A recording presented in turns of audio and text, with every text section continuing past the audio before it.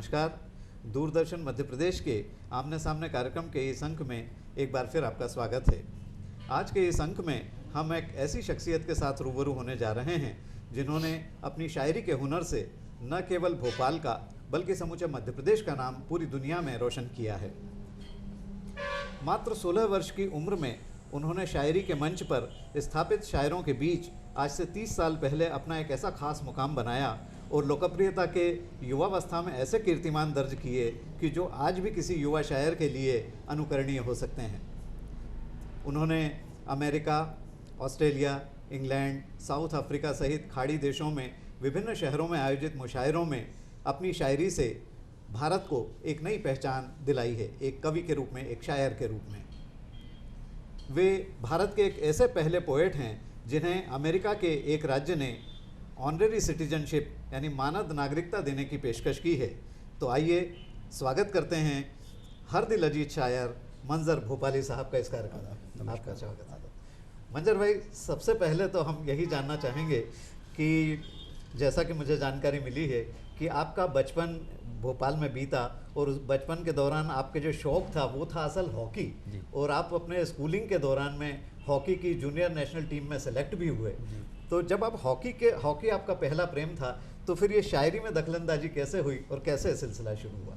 देखिए, हॉकी मेरा शौक़ था, यानी मैं चाहता था कि हॉकी में अपना मुस्तकबिल बनाऊं, अपना भविष्य उसी में तलाश करता। वो ज़माना भी हॉकी का था हमारे शहर का, मध्य प्रदेश में, और ख़ास तौर से भोपाल में हॉकी की नर्सरी कहा जाता था। हॉकी की नर्सरी थी, एक से बढ़ के एक। उसी ज़माने में जो बड़े प्लेयर हुए, उसी ज़माने में आए हमारे असलम शेर खां हुए, जलालुद्दीन हुए और दूसरे बहुत से। और यानी जुनून था बच्चों में कि गलियों में हॉकी खेलते थे, और हॉकी नहीं होती थी हम लोगों के पास हमारे, तो हम लोग वो फर्रा लेके आते थे और उससे खेलते थे हॉकी। बहरहाल धीरे धीरे वो शौक़, जब मैं नए अपने स्कूल में था तो उसमें मुझे खेलने का मौका मिला। ठीक ठाक खेल लेता था, मगर अचानक मुझ में एक अजीब सी तब्दीली आई और मैंने हॉकी खेलना छोड़ दी। मेरे घर वाले बहुत परेशान हुए, ख़ास तौर से बड़े भाई साजिद भाई, राशिद भाई, वालदेन की इन्हें क्या हो गया अचानक। और मैं कुछ दिन के लिए बिल्कुल ऐसा लगा कि मैं इस दुनिया का आदमी नहीं हूँ। ये मेरी दिशा जो थी, ये मेरा रास्ता जो था, ये गलत था, ये मैंने गलत चुनाव किया।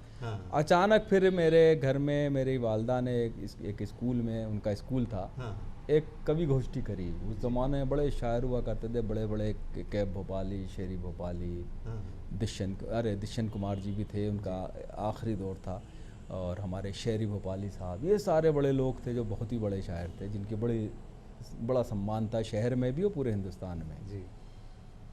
वो सब हमारे यहाँ, रज़ा रामपुरी जो हमारे बाद में गुरु बने, उनसे मैंने शायरी सीखी। तो वो सब उस गोष्ठी में आए। तो एक अजीब सा मेरे अंदर छुपा हुआ शायर था, क्या था, तो वो उकसाने लगा मुझे कि मैं भी इस फील्ड में बड़ी आसानी से जा सकता हूँ। और फिर उसके बाद मैंने अपने जो मेरे पिताजी थे उनको सैकड़ों शेर याद थे। बहुत मेरे घर का माहौल शायराना था, भाई भी शायरी कर लेते थे, बड़े वाले साजिद भाई, वालदा का भी मिजाज वही था। तो वो फिर मैं समझता हूँ कि मेरे अंदर जो शायरी छुपी हुई थी, ये शायर छुपा हुआ था, उसने मुझे उकसाया कि तुम इस फील्ड में आओ। फिर मैंने मेहनत करी, हॉकी छोड़ दी मुकम्मल तौर से, और फिर यहाँ पे हालांकि उस ज़माने में कोई भविष्य नहीं था शायरी का, शायरों को लोग पसंद ही नहीं करते थे। यानी यहाँ तक कि शायरी, अगर कोई शायर है तो उसको बड़ी मुश्किलों से उसकी शादी होती थी, कोई लड़की देता था कि यार ये तो शायर हैं, ये तो कुछ करते नहीं हैं। मगर मेरा भविष्य क्योंकि तय कर रखा था ईश्वर ने कि इसी तरफ आपको आना है, तो फिर मैं धीरे धीरे इसी तरफ आया। बड़ी मेहनत करी मैंने। मुकम्मल तौर पे मैं उर्दू का आदमी भी नहीं था, उर्दू मुझे आती भी नहीं थी लिखना पढ़ना। फिर मैंने उर्दू सीखी, फिर हिंदी सीखी, फिर इंग्लिश सीखी, फिर धीरे धीरे मैंने अपने MA किया। तमाम चीज़ें करने के बाद फिर एक वक्त वो आया कि जब मैं पहला मुशायरा मुझे मिल गया देवास का। वहाँ से फिर मेरा सिलसिला शुरू हुआ, और फिर मैं, आपने जैसा बताया, मैं इंग्लैंड गया, अमेरिका 22 बार गया, इंग्लैंड कई बार गया, ऑस्ट्रेलिया कई बार गया, नॉर्वे गया, ईरान गया, इराक़ गया, आपके सऊदी अरब, कनाडा वगैरह, ऑस्ट्रेलिया, ये आधी दुनिया के करीब तकरीबन जहाँ हिंदी और उर्दू के लोग बसते हैं, मैंने अपना परफॉर्मेंस दिया, मुशायरों में शिरकत करी, कवि सम्मेलन में शिरकत करी। मंजर भाई, ये जानना चाहेंगे, अभी बड़ा दिलचस्प होगा जानना कि वो पहले मुशायरे की क्या यादें अभी आपके मंजर पे ताज़ा हैं? देखिए, उस ज़माने में हम लोगों का बड़ी स्ट्रगल का ज़माना था जी। तीनों भाई बड़ी मेहनत कर रहे थे। मैं शायरी की तरफ आ गया था, तो समझ लीजिए कि 2 भाई हमारा घर चलाते थे। हाँ। और वालिद और अम्मी जी ने स्कूल खोल रखा था, तो हम लोग पूरे गुर्बत का ज़माना था। मगर गरीबी में जो मज़ा है, मैं समझता हूँ कि मैं आज यहाँ बैठा हूँ, मैं अपने उस कमरे को हमेशा याद रखता हूँ, आज वैसा ही है। हाँ। जैसा हम लोग छोड़ के आए थे, तीनों भाई वहीं पले रहे। और जब भी मैं जाता हूँ उस घर के सामने से, तो बहुत ही सुकून मिलता है। मैं खड़ा हो जाता हूँ वहाँ पे कि यही मेरा माजी था और अब ये मेरा, इसी जगह से मैं यहाँ तक आया। तो पहला मुशायरा जब मैंने पढ़ने गया तो एक अजीब सा इसके अंदर वलवला था। और आप देखिए, ईश्वर जब रास्ता बनाता है ना, किसी को आगे बढ़ाता है, तो ईश्वर खुद रास्ते बना देता है। उसमें हिंदुस्तान के टॉप के शायर थे देवास में। अच्छा। और इत्तेफाक की बात थी, ये थी कि उस दिन ना जाने श्रोता कुछ नाराज़ थे उनसे या कुछ सुनना नहीं चाहते थे, सभी को हूट कर रहे थे। डॉक्टर बशीर बस साहब उसकी निज़ामत कर रहे थे, संचालन कर रहे थे। हाँ। बड़ी मुश्किलों में उन्होंने, मेरे गुरु रज़ा रामपुरी साहब ने जब उनसे कहा कि यार इसे ही पढ़ा दो, मेरे पास उस वक्त सिर्फ 2 गज़लें थीं जी। तो रज़ा साहब ने जब मुझसे कहा कि यार तुम तैयार हो, तो मैंने कहा मैं तो तैयार हूँ, मगर ये पढ़ाएंगे ही नहीं। हाँ। अच्छा, क्योंकि बहुत मुझे मुशायरे का वो भी नहीं था कि तजुर्बा के इस तरह पढ़ा जाता है। मैं बहरहाल वो बशीर बस साहब ने मुझे पढ़वाया, और ये तकरीबन मैं 84-83 की बात कर रहा हूँ। और उसके बाद ये देखिए कि वो दोनों गज़लें मेरी बहुत ज़्यादा सुनी गई, लोगों ने पसंद किया, बहुत दाद मिली, यानी वो उस मुशायरे का मैं हीरो बन गया। उसके बाद क्योंकि 2 ही गज़लें थीं, तीसरी की जब फरमाइश हुई तो मेरे पास कुछ नहीं था, तो मेरे उस्ताद ने इशारा कहा कि तुम डाइस से नीचे उतर जाओ। मैं जाकर पीछे खड़ा हुआ तो कुछ और लोग आ गए मुशायरे के लिए, नागदा से, रतलाम से। इस तरह से मेरा पहला मुशायरा शुरू। अच्छा मंजर भाई, एक चीज़ बताइए, अब तो बहुत अरसा बीत गया आपको शायरी करते हुए, दुनिया के तमाम मुल्कों में आपने अपने कलाम पढ़े। ये बताइए, अगर हम ये जानना चाहें कि मंजर भोपाली के खुद के प्रिय शायर कौन हैं? देखिए, बहुत से शायर ऐसे हैं जिनका हम इंतखाब नहीं कर पाते। ये बेईमानी हो जाती है कि हम किसी एक आदमी का इंतखाब कर देंगे, साहब ये हमारा प्रिय शायर है। जी।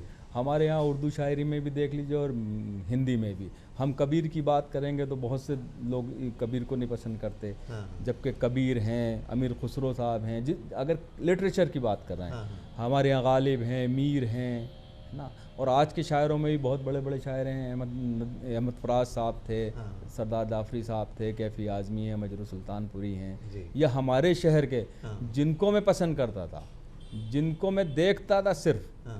कि यार अल्लाह मियाँ मुझे इस तरह का बना दे। आदर्श थे वो। हाँ, वो आदर्श थे, यानी शायरी उनसे नहीं सीखी, ना उनकी शायरी के बहुत करीब गया मैं उस ज़माने में जब वो ज़िंदा थे। मगर जब वो खाना खाने हमारे यहाँ बुधवारे में होटल में आते थे, हाँ। तो जितनी देर वो खाना खाते थे, उनके ये समझ लीजिए कि मैं उनके निवाले गिनता रहता था। हाँ। वो थे मेरे पसंदीदा शायर ताज भोपाली। बाद में मैंने उनकी किताबें भी पढ़ी, खैमे गुल, हाँ। फिर कैफ भोपाली को भी पढ़ा, शेरी भोपाली को पढ़ा। तो मैं इस नतीजे पर पहुँचा कि कोई भी शायर को आप इतनी आसानी से नहीं कह सकते कि साहब ये शायर मेरा पसंदीदा है, क्योंकि हर शायर के यहाँ कुछ ना कुछ नयापन होता है, कुछ ना कुछ उसके यहाँ अच्छी शायरी होती है। तो ये कह देना कि साहब ये हमारा पसंदीदा शायर है, तो बड़ा मुश्किल होता है। यानी किसी के लिए ये निर्णय लेना कि मैं साहब इनके करीब हूँ, या फिराक साहब बहुत अच्छे हैं, या अहमद अदीब कासमी साहब अच्छे हैं, या अहमद फराज अच्छे हैं, या फैज़ अहमद, मेरे लिए मुश्किल है ये काम। अच्छा, एक बात बताइए, जिस समय आप शायरी के मंच पे अपना मुकाम बनाने जा रहे थे, उस समय भोपाल की पहचान भोपाली के रूप में अगर हम नाम लें तो शकीला बानो भोपाली जी, असद भोपाली जी, ताज भोपाली जी, शेरी भोपाली जी, कैफ भोपाली जी, कई लोगों का था। और आमतौर पे शायर अपने मूल स्थान से, अपने शहर से अपना नाम को वाबस्ता रखना चाहते हैं। तो उन सारे स्थापित नामों के बीच आपको भी ऐसा क्यों लगा कि मुझे भोपाली इस उपनाम के साथ में ही अपनी पहचान बनानी है? देखिए, क्योंकि मैं भोपाल में से बहुत प्यार करता था बचपन से, न जाने इस शहर में कुछ ऐसा है कि जो भी यहाँ आता है इसका ये उसे अपना बना लेता, उसे अपनी बाहों में समेट लेता। भोपाल की खूबी ये रही है। हाँ। बहुत से लोग आते हैं यहाँ पे, अफसरान, बहुत से लोग हमारे बाहर के लोग आते हैं, कुछ दिन के लिए आते हैं, मगर वो बाद में पता चलता है कि वो भोपाल ने उनका हाथ पकड़ लिए, जाने नहीं देता। हाँ। तो ये भोपाल अजीब व गरीब शहर है। और ईमानदारी की बात है कि मैंने पूरी दुनिया के बाद जब मुझसे किसी अमेरिका में किसी अखबार वाले ने और टेलीविज़न वाले ने ये पूछा कि भाई आपको दुनिया में सबसे खूबसूरत शहर कौन सा लगता है, हाँ। तो मैंने कहा यार वो अल्लामा इकबाल ने कहा था कि सारे जहाँ से अच्छा हिंदुस्तान हमारा, तो सारे जहाँ से अच्छा हिंदुस्तान तो मुझे लगता है, क्योंकि वहाँ इतनी बोली और इतने मज़हब के लोग रहने के बाद ऐसा लगता है कि यहाँ मुख्तलिफ़ आवाज़ों के लोग, मुख्तलिफ़ एक इंसानों की खूबसूरत आवाज़ें अलग अलग भाषाओं में नज़र आती हैं। और उस हिंदुस्तान में भी मुझे सबसे अच्छा भोपाल लगता है। और मैंने इस भोपाल पे एक नज़्म भी कही थी किसी ज़माने में कि मेरे भोपाल मेरी शान, तू है भारत माँ की जान, कि तुझसा कोई नहीं। तो मैं तो ये जानता हूँ कि ये शहर अजीब व गरीब है, जिसकी कोई तारीफ़ भी नहीं कर सकता। खूबसूरत झीलों का शहर है, खूबसूरत वादियों का शहर है, तालाब हैं यहाँ। और बुनियादी तौर पे यहाँ पर जो सबसे बड़ी बात मैंने देखी कि छोटे मोटे मामलात को छोड़ के कि यहाँ हिंदू, मुस्लिम, सिख, ईसाई इस तरह रहते हैं कि पता ही नहीं चलता कि ये कोई अलग अलग मज़हब के लोग हैं। मैं समझता हूँ एक आंगन में जिस तरीके से एक परिवार रहता है और मुख्तलिफ लिबास पहनकर वो शाम के वक्त अपने बुज़ुर्गों के पास बैठता है, बस यही वो भोपाल है कि यहाँ कभी कोई गलत बात न सुनी जाती न कही जाती। और आज तक मैंने नहीं सुना कि किसी ने किसी के मज़हब पे कोई चोट करी हो। सियासत अपने काम करती है, मगर यहाँ की आवाम की तरह मैंने दुनिया में कहीं नहीं देखा कि भोपाल के लोग जितने मिलनसार, जितने मोहब्बत करने वाले लोग हैं वो हो ही नहीं सकते दुनिया में। क्योंकि यहाँ हमारे जिस्म में जो रगों में जो खून दौड़ रहा है वो मैं समझता हूँ कि यहाँ के बुज़ुर्गों का है। और यहाँ की ये जो झील है जिसका हम पानी पीते हैं, ये झील ही मोहब्बत की अलामत है, मोहब्बत की प्रतीक है, क्योंकि वो पानी पीते हैं इसलिए हम मोहब्बत से रहते हैं। अच्छा मंजर भाई, एक बात बताइए, आपकी पैदाइश तो है महाराष्ट्र में अमरावती की जी। और पूरा बचपन से लेकर आपका जीवन अधिकांश भोपाल में बीता और आपने इस भोपाल को बदलते हुए भी देखा, इसका विकास होते हुए भी देखा। तो बचपन की उन यादों के झरोखों से अगर आप देखते हैं तो आपको भोपाल में, अब आज के 2014 के आखिर में हम बात कर रहे हैं दिसंबर में, आपको भोपाल में क्या चीज़ मिस करते हैं आप? देखिए, मैंने कहा ना कि मैं जो गरीबी के ज़माना मेरा था और स्ट्रगल का ज़माना था वो उसे मैं हमेशा मिस करता हूँ जी। मैं एक बार अपने बच्चों से कह रहा था कि बेटा ये सब कुछ छीन जा, हम जहाँ से आए हैं, जिस मंजिल से हमने जहाँ से शुरू किया था अपने यहाँ तक आने के लिए, अगर भगवान ना करे सारी चीज़ें हमारी भगवान वापस ले ले तो हमसे वो जगह नहीं छीन सकता जहाँ हम थे। तो वो जो गुर्बत में जो चीज़ इंसान को मिलती है वो अमीरी में दूर दूर तक नहीं। अमीरी में आप अपने अच्छे सर्वेंट रख सकते हैं, अच्छा खाना खा सकते हैं, अच्छी तरह रह सकते हैं, मगर स्ट्रगल करने का आपका एक जो जज्बा होता है, मेहनत करने का, अपने पहचान बनाने का, वो ख़त्म हो जाता है। क्या आप भोपाल के पुराने तांगे मिस करते हैं? क्या आप पुराने भोपाल की वो गलियां, वो उस ज़माने का जो बेलौस ज़िंदगी थी उसको मिस करते हैं? आज की आपाधापी में जो बदला भोपाल है उसमें क्या चीज़ें आपको पुरानी याद आती हैं? देखिए, मैं बचपन में जब तब बहुत छोटा था तो मैंने कहा हॉकी खेलता था जी। मैं गलियों में अंटे खेलता था, जिसे यहाँ की ज़बान में गुल्ले कहते थे। मैं शाम के वक्त कभी मौका मिलता था तो गिल्ली डंडे खेलता था। उसके बाद में फिर और आगे बढ़ता था तो मैं रात में वो बच्चे खेलते थे जिसे हम क्या कहते थे, एक दूसरे छुप जाते थे, फिर वो हमें ढूंढते थे, फिर उसके बाद ये होता था फिर क्रिकेट खेलते थे, फिर हॉकी खेलते थे। फिर उसके बाद जो सबसे ज़्यादा बुनियादी वो गलियाँ मुझे याद आती हैं जहाँ मेरा बचपन अभी भी सफ़र कर रहा है। वो मुझे कबीट का पेड़ याद आता है, जिसके एक कबीट के लिए हम 12-12 1-1 बजे रात तक सारे बच्चे बैठे रहते थे कबीट वाली मस्जिद पे। वो एक कबीट गिरता था और उसके पीछे पूरा दौड़ते थे, एक दूसरे को धक्का देके किसी के पाँव छिल रहे हैं, किसी के ये कर रहे हैं। तो ये वो बचपन की बहुत सी यादें हैं। मेरा एक शेर है कि इस तरह गुजरा है बचपन के खिलौने ना मिले, इस तरह गुजरा है बचपन के खिलौने ना मिले और जवानी में बुढ़ापे से मुलाकात हुई। तो हमारी ज़िंदगी तो इस तरह गुजरी कि हमें पता ही नहीं चला कि कब हमें खिलौने हाथ में आए, कब जवान हुए, अब बुढ़ापे की मंजिलों की तरफ जा रहे हैं, तो अब पता नहीं क्या होता है। क्या बात कही आपने मंजर भाई। हम फिर वापस आपकी शायरी की तरफ लौटते हैं कि अक्सर शायरी के जो फ़ैन होते हैं, जो उसको पसंद करने वाले लोग हैं, वो ज़्यादातर रोमांटिक शायरी को पसंद करते हैं। और आपने तो बहुत ही युवावस्था में एक बहुत बड़ा मुकाम शायरी की दुनिया में अपना बना लिया, मगर आज जो मंजर भोपाली की पहचान है पूरी दुनिया में, वो रोमांटिक शायरी के साथ साथ सामाजिक सरोकारों के प्रति बहुत तल्ख अभिव्यक्ति को लेकर जो उनकी शायरी है उसको लेकर है। तो ये जो अंतर्विरोध है इसको आप कैसे रेखांकित करेंगे? जब मैंने शायरी शुरू करी थी उस ज़माने में मेरे कुछ शेर थे कि गैर पर राज दिल खोलिए, जाइए हमसे मत बोलिए, इन लबों से मुझे गालियाँ, शहद में जहर मत घोलिए, या ख्वाब से जागना ही न था, किस कदर फासला हो गया, ख्वाब से जागना ही न था, किस कदर फासला हो गया। इस तरह की शायरी में करता था शुरू में 2-4-10 मुशारों में। जब मैंने देखा कि ये बहुत दूर तक ये शायरी नहीं जा सकती, और मैं पहली बार 87 में पाकिस्तान गया तो फिर मैंने ये शेर कहा कि उससे पहले ही मैंने ये शेर कहा था कि कह दो मीरो गालिब से हम भी शेर कहते हैं, वो सदी तुम्हारी थी ये सदी हमारी है। तो ये शेर मुझे अचानक जैसा आमद थी, ये खुदा ने ऐसा लगा कि मुझे मेरी गज़ल के ऊपर मैं लिख रहा था उस वक्त ये शेर खुद ब खुद आ गया। और शुरू तो मैं पढ़ने में डरता था इस शेर को कि यार ये मैंने बहुत बड़ा शेर तो नहीं है ये, मगर ये है कि एक चैलेंज हो गया, ये इस पे मैं खरा उतरूँगा नहीं उतरूँगा। मगर फिर मैंने पढ़ना शुरू किया और पूरी दुनिया में इस शेर को लेके हंगामा मचा। हमारे बुज़ुर्ग शायरों ने बहुत नाराज़ हुए, अली सदार जाफरी मेरे फेवर में आए, यानी मुख्तलिफ़ शहरों में मुख्तलिफ़ मुल्कों में मेरे इस हवाले से मेरा शेर चला गया मुझसे पहले। तो लोग मुझे सिर्फ इस शेर को सुनने के लिए बुलाते थे कि आखिर ये चैलेंज देने वाला कौन है, क्या है। उस ज़माने में ना तो वीडियो का इतना दौर था, ऑडियो कैसेट जाते थे दूर दूर तक। तो ये सारी चीज़ें रहीं। और फिर मेरी तब्दीली ये हुई कि देखिए साहब, जब से मैंने होश संभाला है, मैं समझता हूँ कि मैंने नफ़रतें ही नफ़रतें देखी हैं। रोज़ अखबारों में लाशें नज़र आती हैं। मैं जब अखबार खोलता हूँ तो पहला पेज पे किसी न किसी लाश का जिक्र होता है, या किसी हादसे का होता है, या आतंकवाद का जिक्र होता है, दहशतगर्द का जिक्र होता है। या फिर हम टेलीविज़न खोल लें कोई भी चैनल तो इसी तरह की ख़बरें हमें नसीब होती हैं। हम फेसबुक पे चले जाएँ तो वहाँ भी यही गुफ्तगू हो रही होती है। तो ऐसे माहौल में आप रोमांस कर नहीं सकते, मैं समझता हूँ। जो एक हसास दिल रखता है, जो शायरी कर रहा है, जो एक आर्टिस्ट है और किसी कम्युनिटी की या किसी कौम की या किसी मुल्क की नुमाइंदगी करता है, तो उसकी ज़िम्मेदारी बढ़ जाती है कि वो अपनी ज़ुबान और अपने ख़यालात और अपने मुल्क के मसाइल भी दूसरों तक पहुँचाए।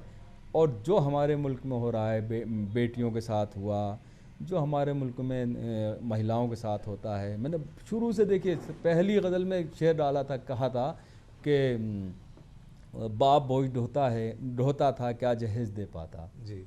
बाप बोझ ढोता था क्या जहेज़ दे पाता, इसलिए वो शहज़ादी आज तक कुंवारी है।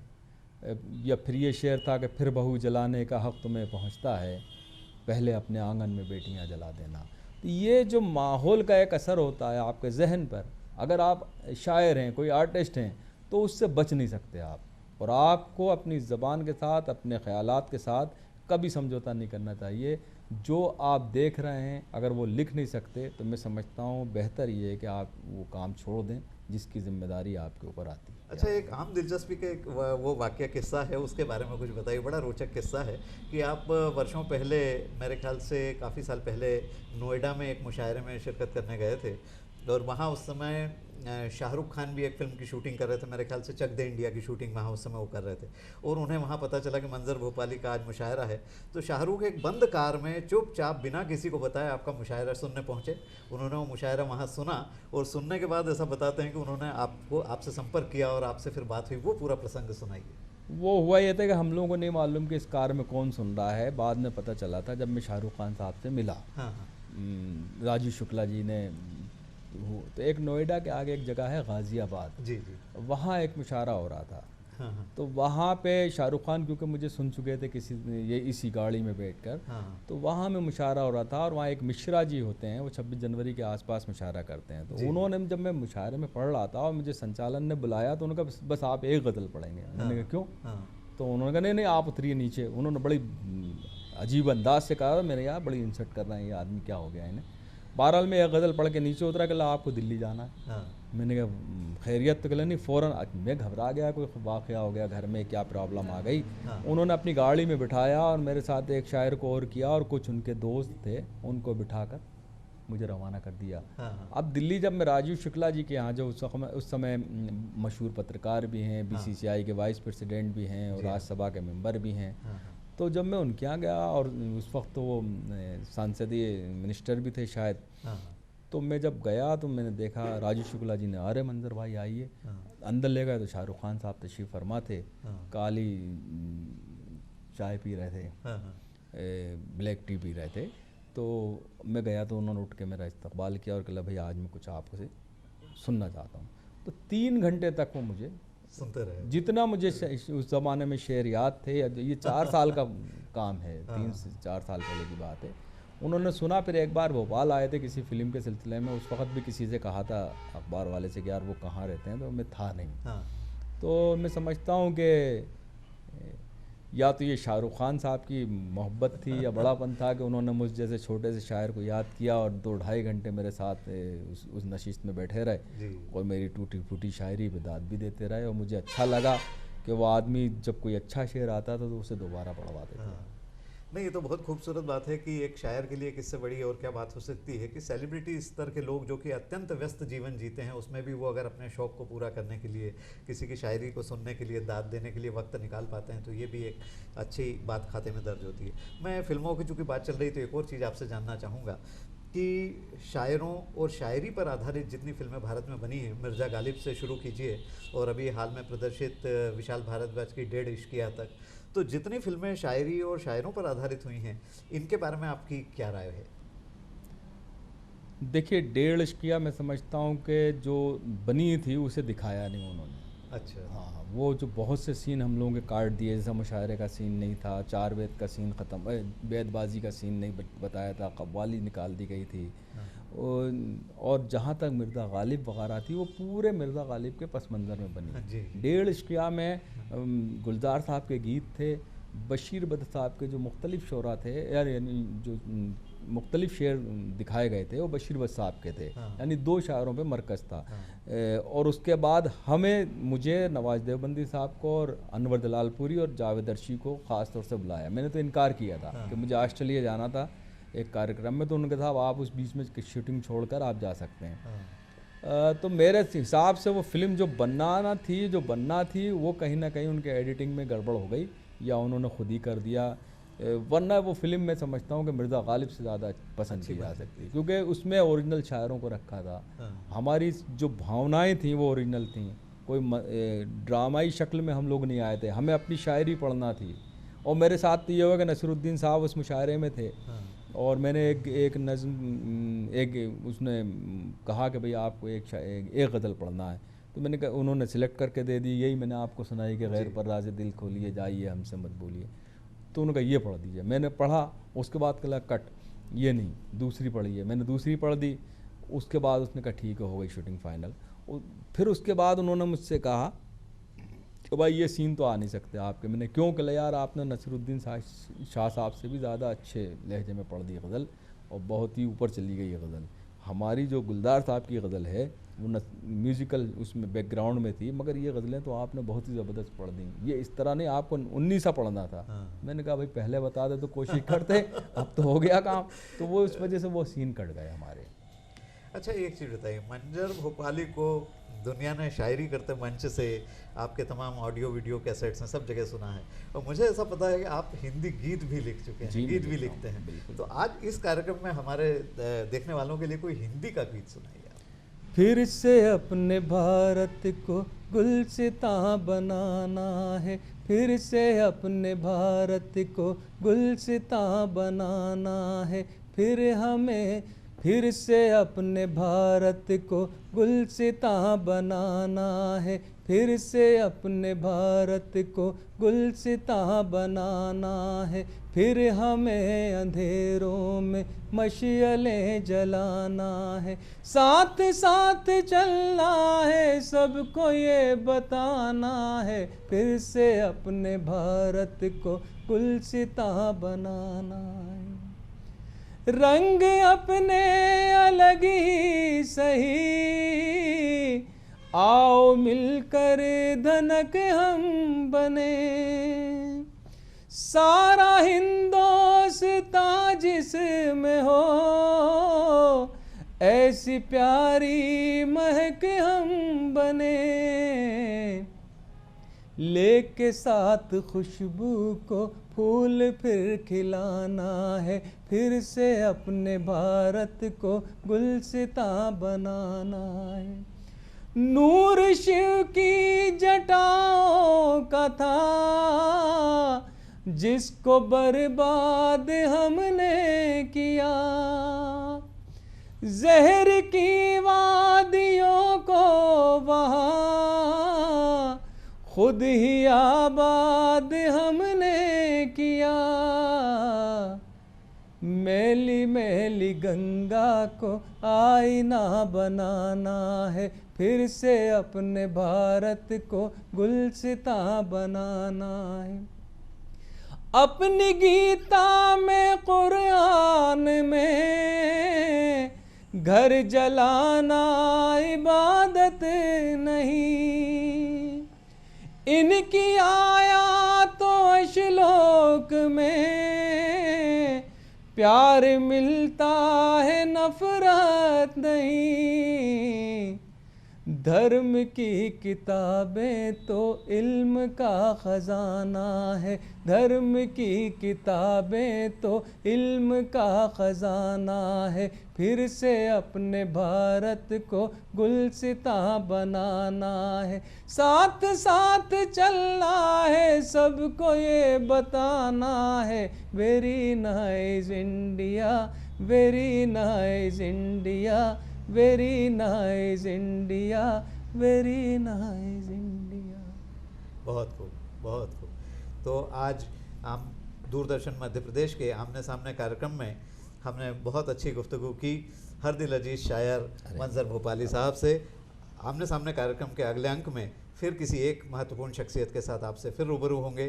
तब तक के लिए दीजिए इजाज़त। नमस्कार। नमस्कार।